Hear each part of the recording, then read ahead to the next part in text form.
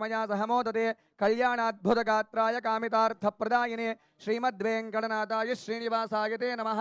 वेङ्कटाद्रिसमंस्थानं ब्रह्माण्डे नास्ति किञ्चन वेङ्कटेशसमो देवो न भूरो न भविष्यति एतेन सत्यवाक्येन सर्वार्थान् साधयाम्यहम् इति श्रीब्रह्माण्डपुराणे ब्रह्मनारदसंवादे वेङ्कटगिरिमहात्म्ये श्रीलक्ष्मी वेङ्कटेशाय नमः। नानाविधपरिमलपत्रपुष्पाक्षतनामावळि पूजां समर्पयामि।